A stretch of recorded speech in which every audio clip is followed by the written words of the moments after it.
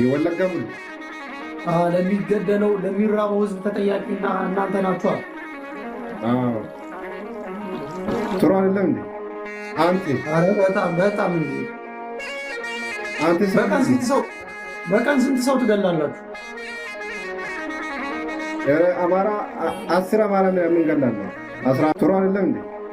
አንተ አረ በጣም እንጂ አንተ በቀን ስንት ሰው ትገላላችሁ? አማራ 10 አማራ ነው የምንገላለው። 15 16 አማራ ገላለው።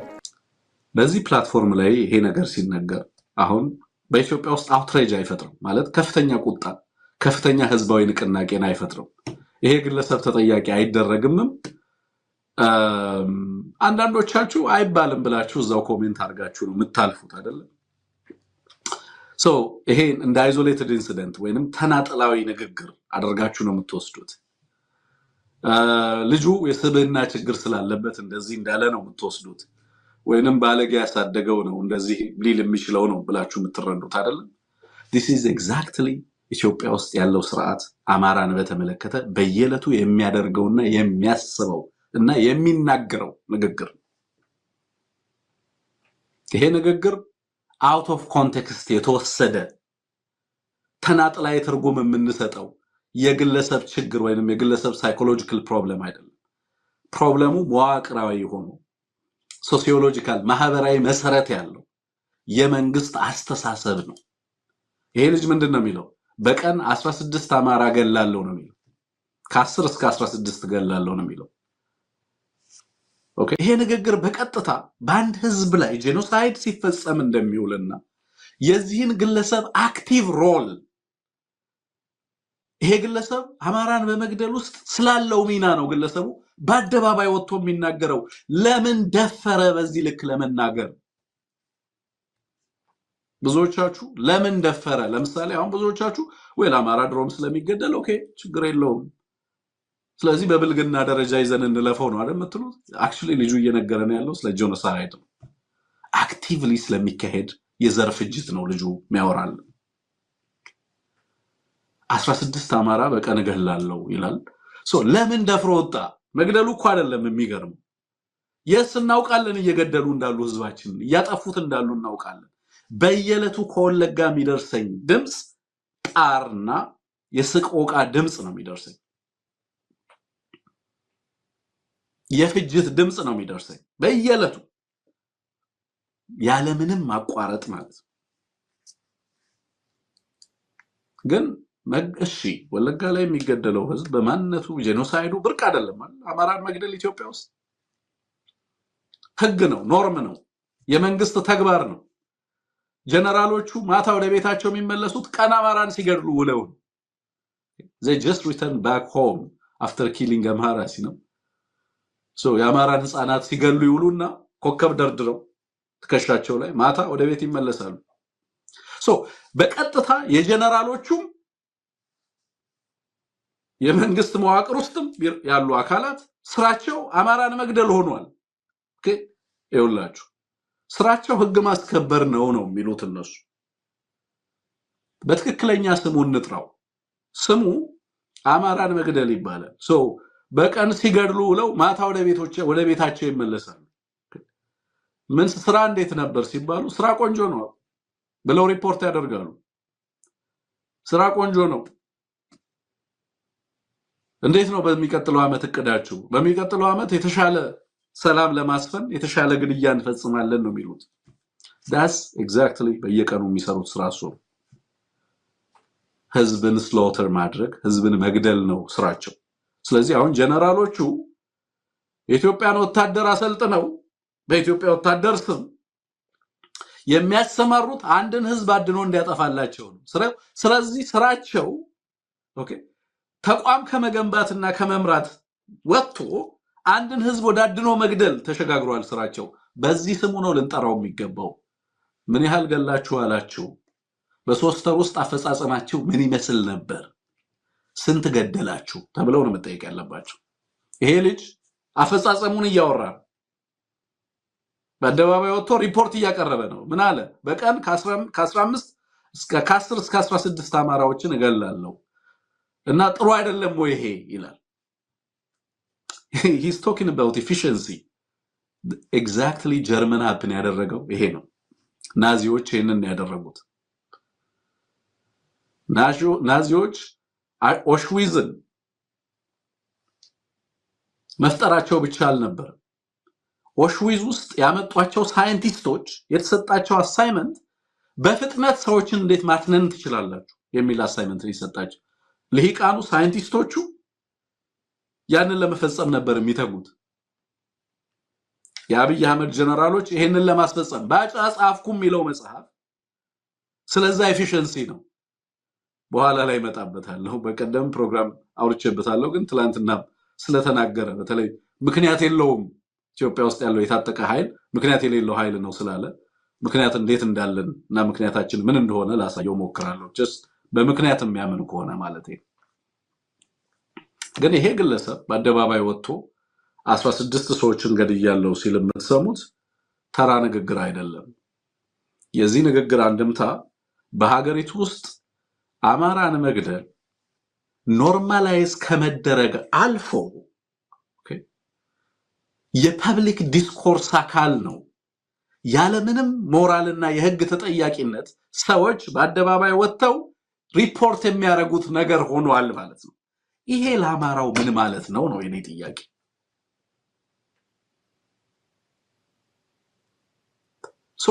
ይሄንን ጸያፍ ንግግር ተለማመደው ወይ ህዝባችን? ይሄ አውትሬጅ ቁጣን ፈጥሮ የሃይማኖት አባቶች ሲያወግዙት፣ የኦፒኒየን ሊደሮች ይሄ በማህበረሰብ ውስጥ እንግዲህ ኢንፍሉዌንሰር በሏቸው፣ ተጽዕኖ ፈጣሪዎች በሏቸው፣ የሐሳብ መሪዎች እና የሐሳብና በተለያየ መንገድ እንግዲህ ያሉ የሲቪክ ማህበራት፣ የሰብአዊ መብት ተሟጋቾች ይሄንን ጉዳይ ሲያወግዙት ትመለከታላችሁ ወይ ነው ጥያቄው። አትሰሙም። በዛ ደረጃ ሲሰራ ላትሰሙ ትችላላችሁ። ሲወገዝም አታዩም። ለምንድን ነው የማይወገዘው? ለምን በተለየ መንገድ አገዛዙ አንዳንድ ጉዳዮች ላይ በጣም ለምሳሌ ለትግራይ ላይ ለሚደረገው የሰብአዊ አቅርቦት ድጋፍ እሱን ለማስቆም በጣም ከፍተኛ ርብርብ ሲያደርግ ተመልክታችኋል። አለባበስን በተመለከተ ምናምን ኦፌንሲቭ ነው አለባበሳቸው። ቲክቶክ ሽልማት ላይ እንደዚህ አይነት የለበሱ ልጆች ነበሩ፣ ይሄ ማህበረሰብን እሴት ይጎዳል ይላል። ኦኬ፣ እንዲህ አይነት ነገሮችን ደግሞ ኢንዶርስ ያደርጋል። ይሄ የመንግስት አስተሳሰብና ፖሊሲ ነው። ይሄ ሽመልስ አብዲሳ የሚናገረው ንግግር ነው። ይሄ ጀነራሎቹ በየዕለቱ የሚናገሩት ንግግር ነው። ይሄ አብይ አህመድ የሚናገሩት ንግግር ነው። ይሄ ልጅ የገደለው ባዳን ነው። ይሄ ልጅ ገደልኩ የሚለው 16 በቀን ከ10 እስከ 16 ገላለሁ የሚለው እነሱ በንግግራቸው ባዳ እያሉ የሚጠሩት ማህበረሰብ ባዳ በተናጠል ለታጠቁ ኃይሎች የተሰጠ ስያሜ አይደለም። ትላንትና ተናግሬያለሁ። ባዳ ኦርም አለጋ ማለት ጠላት ባዕድ ማለት ነው። አማራን ነው ሪፈር የሚያደርገው። በተደጋጋሚ ይሄንን የፖለቲካ ሊቃኑ ይጠቀሙታል። በአዴን ብቻ ነው ራሱን የመስደቢያ ትርክት፣ ራሱን የማውደቢያ ትርክት ቃል በቃል ከነ አብይ አማርኛ ተውሶ ራሱን ሳይዋረድና ሲሰድብ የሚውለው በአዴን መዋቅር ብቻ ነው። ይሄ ልጅ በአደባባይ ወጥቶ በዚህ ደረጃ በቀን 16 አማራ አንድ ግለሰብ ከገደለ ኦኬ፣ እናንተ ደግሞ አስሉት። የሚያወራው በነገራችን ላይ ስለ ጄኖሳይድ ነው። አሁን ጄኖሳይድ ምንድነው የሚለውን ነገር በጣም ብዙ ሰው ኮንትሮቨርሻል ሆኖበት ኦኬ፣ ኢትዮጵያ ውስጥ ገለጥ አድርጎ እኮ አንዳንድ ሁለት ገጽ እንትኖችን ቢያነብ እኮ ጄኖሳይድ ምን እንደሆነ ይረዳዋል። ጄኖሳይድ is not about number። ምን ያህል ሰው ገደልክ አይደለም ጄኖሳይድ። ቁጥር አጠፋ አይደል። አንድ ሰው በማንነቱ ምክንያት ታርጌት ከተደረገ ዳስ ጄኖሳይድ። አንድ ሰው በማንነቱ ምክንያት ከተገደለ፣ አማራ በመሆኑ ከተገደለ፣ ክርስቲያን በመሆኑ ከተገደለ፣ ሙስሊም በመሆኑ ከተገደለ፣ በማንነቱ ምክንያት ታርጌትድ ከሆነ ህፃንንም እናትንም ነፍሰ ጡርንም አዛውንትንም ሳይለይ ከነቤቱ እያቃጠለ የሚገድል ከሆነ ሌላ ምን ኢንቴንሽን አለው? ይሄንን ማህበረሰብ የማጥፋት ኢንቴንሽን አይደለም። ኢንቴንቱ ምንድነው? ፍላጎቱ ምንድነው? ገፊው ምክንያት ምንድነው? መግደልና ማጥፋት ነው። ማንን? ያንን ማህበረሰብ። ያንን ማህበረሰብ ሲያጠፋ ያንን ማህበረሰብ የሚያገኝበት ቦታ ላይ ለምሳሌ ወለጋን በጣም አመቺ ያደረገው ኦኬ ከኮሙኒኬሽን ብላክ አውት አለ ተብሎ ሙሉ ለሙሉ ከዓለም እይታ የተሰወረ ቦታ ነው በሚል ነው ይሄንን ነገር ለማስፈጸም እየተጠቀመበት ያለው አገዛዙ በዋናነት ግን ይሄ ግድያ አይነቱ መጠኑና መልኩ ተቀየረ እንጂ በመካል አዲስ አበባ ላይ የሚደረግ ግድያ ነው ይሄ ግድያ ራሱ በጎንደር በጎንደር በጎጃም በሸዋና በወሎ ወይንም በሌሎችም አካባቢዎች አማራ ይገኝበታል በተባለ ሁሉ የሚፈጸምበት ሁኔታ እንዳለ ተመለከታላችሁ ማለት ነው መፈጸሙ ብቻ ሳይሆን በዚህ ደረጃ ደግሞ በአደባባይ በኩራት ይሄንን እያደረግን ነው የሚሉ ሰዎች በአደባባይ ወጥተው የሚናገሩት ነውር እንደሆነ ተመለከታላችሁ ማለት ነው ሶ አሁን በርደኑ ኃላፊነቱ የሚሆነው የሚገድለው አካል አይደለም የሚሆነው ማለት የሚገድለው አካል በዚህ ደረጃ እየወጣ አንድን ማህበረሰብ ለምን እንደሚያጠፋ እየተናገረ ካለ በተቃራኒው ይሄንን ለማስቆም ጥረት የሚያደርገው ማህበረሰብ ወይንም ይሄ ፍጅትና ግድያ የሚፈጸምበት ማህበረሰብ በምን ያህል ልክ አለርት ሆኖ በምን ያህል ልክ ራሱን ለመከላከል ከእንደዚህ አይነት ጥፋት ራሱን ለመከላከል ዝግጁ ነው ወይ የሚለው ጥያቄ ነው ብዙ ጊዜ ጥያቄ ሆኖ መነሳት ያለበት ብዬ ነው ማስበው ብዙ ሰዎች ይሄንን ዲስሚስ የሚያደርጉ ሰዎች አሉ አይ ይሄ ነገር እኮ ይሄ ግለሰብ የተናገረው እንጂ በተጨባጭ አማራ ላይ እንደዚህ አይነት ነገር እየሆነ አይደለም የሚሉ ሰዎች አሉ አንዳንዶቹ ልማትና ለማለሃለን መስመንገድ ሰርተንልሃል እንደዚህ አድርገንልሃል ሲሉት ኦኬ እውነትም እየተደረገልኝ ነው ብሎ ዘመድ የሆነ የሚመስለው አለ ኦኬ ከእንደዚህ አይነት ኢግኖራንስ ማህበረሰባችን መውጣት አለበት በዋናነት የጥፋቱ ልክና አድማስ መደበቅ በማይቻልበት ደረጃ እኛ ብቻ አይደለንም የምንናገረው እነሱም መደበቅ በማይችሉበት ደረጃ ወጥተው በጭራሽ በአደባባይ ምን ያህል በቀን እንደሚገድሉ ሁላ እስከ መናገር ድረስ የደፈሩበት ነው ይሄ በቀጥታ በመንግስት መዋቅር የሚሳለጥ ጥፋት እንደሆነ እንድትመለከቱት ያስችላል ብዬ ስላሰብኩኝ ይሄን ነገር ያቀረብኩላችሁ እነ ሚካኤል ተፈሪ የሚባሉ የደህንነት ኃላፊዎች የሻዕቢያ የደህንነት ኃላፊዎች ባህር ዳር ሄዱ መዋቅራቸውን ዘረጉ እነ ወዲ ትኩል የሚባሉ ወዲ ትኩል ወርምና የሚባል መዋቅራቸውን ሄዱ ዘረጉ በኪነት ስም በምናምን ስም እየተባለ የሻዕቢያ መዋቅር የሻዕቢያን እስቲ ይታያችሁ የኤርትራ የኪነት ቡድን በነ ጀነራል ኤፍሬም ተይዞ ሲመጣ አስቡት አማራ ክልል የሆነው ይሄ ነው ከኢትዮጵያስ ከአማራ ክልልስ ጳጳሳት ምናምን ፊደል ይዘው ምን ይዘው ሄዱ የት አስመራ እውነት አይደለም ይሄ የሄዱትን ጳጳሳት አታቋቸውም የሄዱትን ባለስልጣናት አታቋቸውም ሻዕቢያ የጋብቻ አፈራራሚ የጋብቻ ሽማግሌ የጋብቻ የበላይ ጠባቂ የጋብቻው አማካሪ ሆነ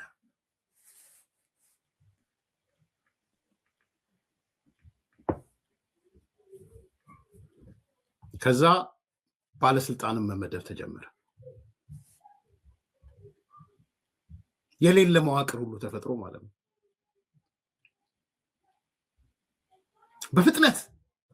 በፍጥነት የደህንነት መዋቅር የጸጥታ መዋቅር የልዩ ኃይል መዋቅር እንዲደራጅ የጸጥታ መዋቅር የደህንነት ባይዘወይ ክልል አይቻልም አይፈቀድም የለም በህገ መንግስቱም ደህንነት ፌደራል ነው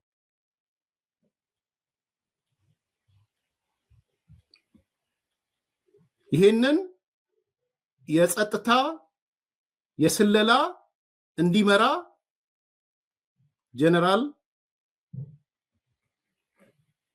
አሳምነው ጽጌ ተመደበ ጀነራል አሳምነው ተመደበ ነፍሱን ይማረው ነፍሳቸውን ይማረው የዚህ ሁሉ ኔትወርክ ውጤት ነው በወቅቱ ሙሴ ምናምን የሚል ትርክት አመጣ ቀጥሎ ወደ ኔትወርኩ ሲገባ በኋላ ነግራችኋለሁ ወደ ዲፕ ወደ ሆነ ወደ መንግስት ውስጥ መንግስት ሲገባ ምን እንደሆነ ማለት ነው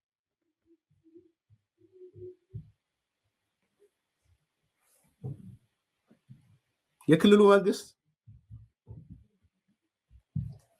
የማይወራረድ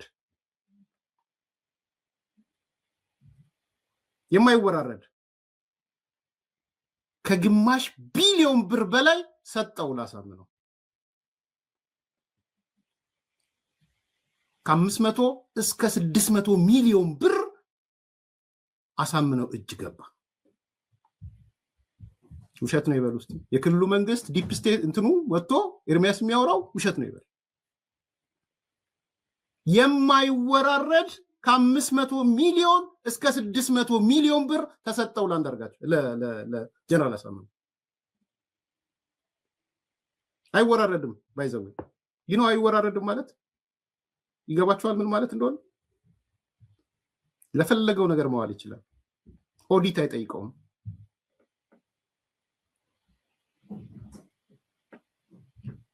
ማንም ኦዲት ገብቶ አይጠይቅም።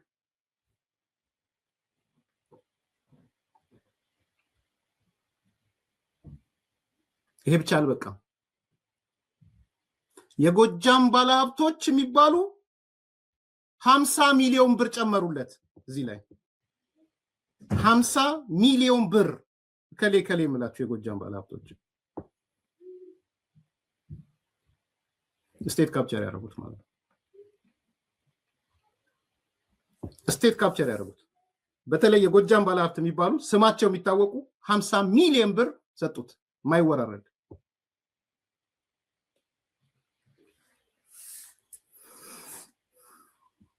የክልሉ መንግስት እንደ መንግስት ኤርሚያስ የሚያወራው ውሸት ነው ብሎ ይወጣል።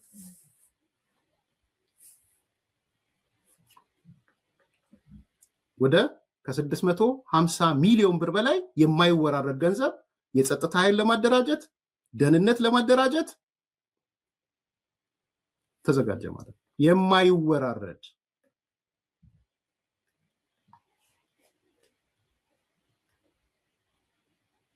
ሶስት ነገሮች ኢሚዲየትሊ አደራጀ ጀነራል አሳምነው በፍጥነት ከሻዕቢያ ጋር ነው ማለት።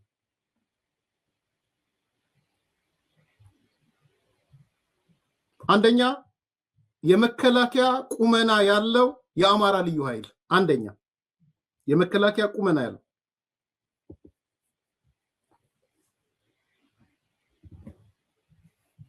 መከላከያን የሚገዳደር ቢኮስ በአንድ በኩል ሎጂካል የሆነው ትግራይ ክልልም ተመሳሳይ ነገር እየተሰራ ስለነበረ ማለት ነው።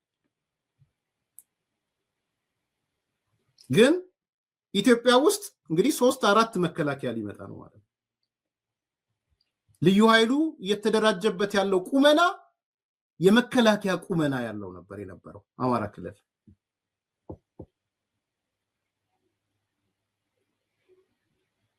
አንደኛው እሱ ነው። አንደኛው አደረጃጀት ትልቁ አደረጃጀት ማለት ነው። ሁለተኛው ከፌደራሉ የሚስተካከል የደህንነት መዋቅር የደህንነትና የስለላ መዋቅር ቅድም ነግሬያቸዋለሁ። በአገሪቱ ህገ መንግስት መሰረት ክልሎች የደህንነት መዋቅር ማደራጀት አይችሉም። የአገሪቱ ህግ ነው የሚያዘው። ክልሎች ፖሊስ ነው ያላቸው፣ ማረሚያ ቤት ነው ያላቸው፣ ሚሊሻ ነው ያላቸው። ከዛ ውጭም አይችሉም። የደህንነት መዋቅር ግን ተደራጀ እዛ።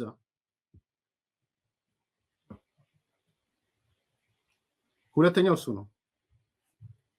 ሶስተኛው ለጀነራል አሳምነው ታማኝ የሆኑ ትላንትና በጸረ ህወሓት ትግል ውስጥ የነበሩ ያልነበሩ ኤርትራ ምንም የነበሩ ፋኖዎች ራሳቸውን ችለው ተደራጁ። ታማኝ የፋኖ ኃይል ተፈጠረ። ይሄ ታማኝ የፋኖ ኃይል የታማኝነቱን ለክልሉ መንግስት ሳይሆን ታማኝነቱን ለጀነራል አሳምነው ያደረገ ማለት ነው። ለክልሉ መንግስት አይደለም ታማኝ የነበረው። እነዘመነ ማስረሻ ዝርዝሩን ወጥቶ ይናገር አሁን ስለገባ ወይም ይጻፈው በመጽሐፍ። ታማኝነታቸው ለክልሉ መንግስት አልነበረም። ታማኝነታቸው ለጀነራል አሳምነው ነበር የነበረው። ሶስት አደረጃጀቶች ተደራጁ በአጭር ጊዜ በ650 ሚሊዮን ብር ማለት ነው። ነምበር 1 የመከላከያ ቁመና ያለው ልዩ ኃይል፣ ነምበር 2 የደህንነት መዋቅር ፌደራል መንግስቱን የማይቆጣጠር የማይችል፣ ነምበር 3 የጀነራል አሳምነው ፋኖ ነው።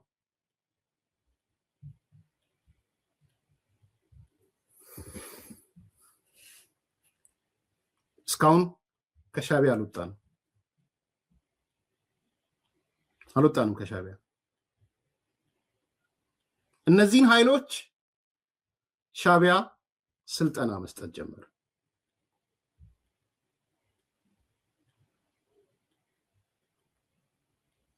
ኤግዛክት ነምበሩ የለኝም። እስከ 200 ሚሊዮን ብር ግን ለሻቢያ ተከፍሏል። ኤግዛክት ቁጥሩ የለኝም። መልምሎ አደራጅቶ ስልጠና እንዲወስዱ ኤርትራ ተላኩ።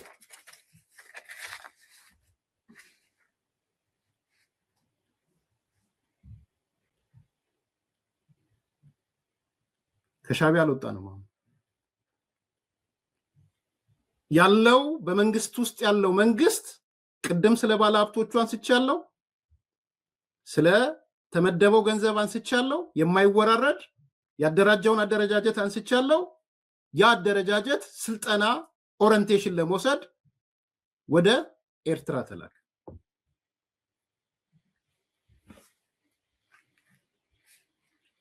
አሰልጣኝ ኤርትራ ከአሜሪካ የሄዱ ቅድም እንዳልኳችሁ የደህንነት መዋቅር የሚያደራጁ እነ ሚካኤል ተፈሪ የሚባሉ ተፈጠሩ። ከአሜሪካ ከአውሮፓ እየሄዱ ማለት ነው የኤርትራ ሰዎች።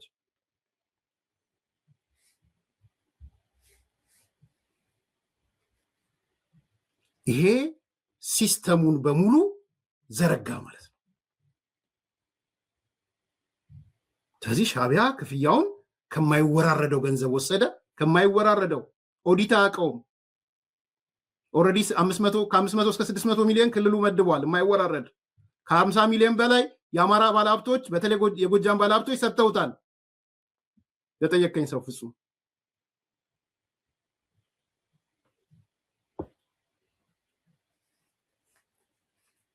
እነ ሚካኤል ተፈሪ ደህንነቱን ሊያሰለጥኑ መጡ።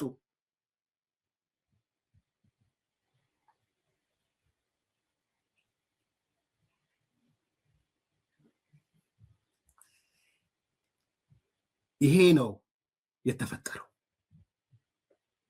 ከዛ ትርክት መፍጠር ተፈለገ። ጸብ ተነሳ። እርስ በራስም ሽኩቻ ተነሳ።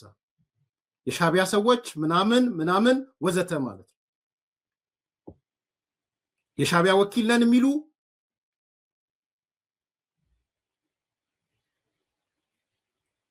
ለምሳሌ ብዙዎቻችሁ የምታስታውሱትን ነገር ልንገራችሁ። እና አንዳርጋቸውና እነዘመነ አልታረቁም ነበር እንዳሁኑ ማለት ነው። ለመገዳደል ነበር የሚፈላለጉት እነዘመነና አንዳርጋቸው። አንዳርጋቸው ወዲ ሻቢያ የሻቢያ ወኪል ሆነው አማራ ክልል መምጣት ይፈልጋሉ። እነዘመነ ደግሞ ታማኝ ሰራዊት ሆነዋል ለጀነራል አሳምነው። ሶስተኛው መዋቅር ነው።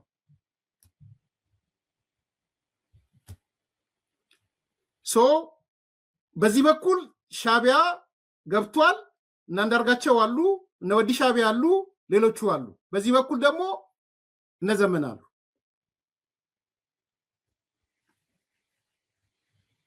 ከዛ አንዳርጋቸው ደላላ መሆን ፈለጉ። የጦር መሳሪያ ከሻቢያ ተገዝቶ ለአማራ ክልል ለሚደራጀው ኃይል ለመስጠት ማለት ነው። ድለላውን ለመስራት ባህር ዳር ሄዱ። ሶስት ነው። ሶስተኛው ሰው ያውቃል አያውቅም አላውቅም፣ ግን አንዱ ሚዲያችን አንዱ ባይዘው ሁለት ጥለው የወጡት በዛ ምክንያት ነው። የነበርኩ በሚዲያ ሶሪ የምደብቀው ነገር ስለሌለ ነው።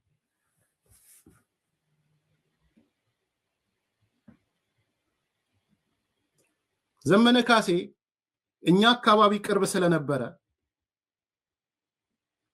ለሚዲያ ላከ። መጀመሪያ ለዜና ላከ፣ ለዜና ክፍል ሊገሉኝ እየመጡ ነው። እነማን? እና አንዳርጋቸው ነው ወዲ ሻቢያና አከሌ። ዜና ይሰራልኝ ባስቸኳይ።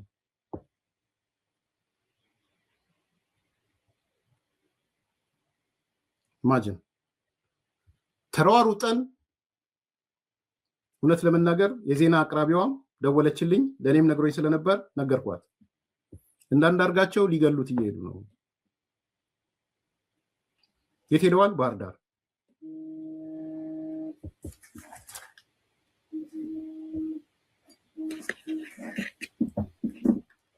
ብሬኪንግ ተሰራ። እንዳንዳርጋቸው እየመጡ ነው ሊገሉት እነ ጀነራል እንትናን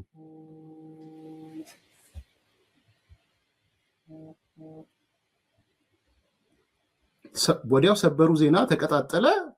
እነ ጀነራል አሳምነው አለ፣ እነ ማናቸው የዘመነ ካሴ አለ፣ ወጣቱ ጋር እንትን ሆኗል። ከመንግስት ቁጥጥር ውጪ ናቸው። ሌላ በመንግስት ውስጥ መንግስት ናቸው። እንደምታውቁት የሆነ ምርቃት ቢኖር የራሳቸውን ሰራዊት ይዞ ነው የሚመጡት እና እንትን ብለዋል። መጀመሪያ ሰሞን እንደውም ፕሮፌሰር ብርሃኑ ሁሉ አባረውታል ከባህር ዳር እና ኢሚዲየትሊ ወጣቱ አበደ። አማራ ክልል እኛ ሚዲያ የተፈጠረው ጭቅጭቅ አንዱ እሱ ነው። በነገራችን ላይ የመጀመሪያው ጭቅጭቅ መጀመሪያ ሳይሆን አንዱ ጭቅጭቅ እሱ ነው። የሆኑ ሰዎች ለቀው የወጡበት ማለት ነው። ሶ ሻቢያ በዚህ በኩል በእነ አንዳርጋቸው የጦር መሳሪያ፣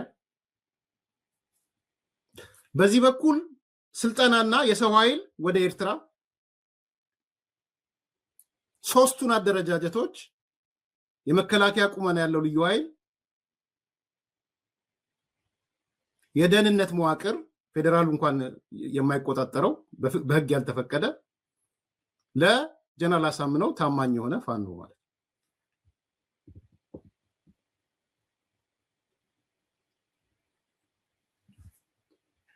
ከኤርትራ አልወጣውም ከሻቢያ። ያም ሆነ ይህ እና አንዳርጋቸው ሳይሳካላቸው ተመለሱ። ባለኝ መረጃ እነሱ ሊደልሉ ነበር፣ የጦር መሳሪያ በሌላ መንገድ ገባ ማለት ነው። እነ ሚካኤል ተፈሪ ኤርትራውያኖቹ ኔትወርካቸውን ዘረጉ። የአማራ ክልል የችግሩ ስር መሰረት እዚህ ውስጥ ነው ያለው። ፈልገው እዚህ ውስጥ አመራር ለምን ተገደለ ብለህ ስታስብ ይሄን አስብ። 6-7 አመራር እንዴት ተቀያየረ ብለህ ታስብ፣ ይሄን አስብ።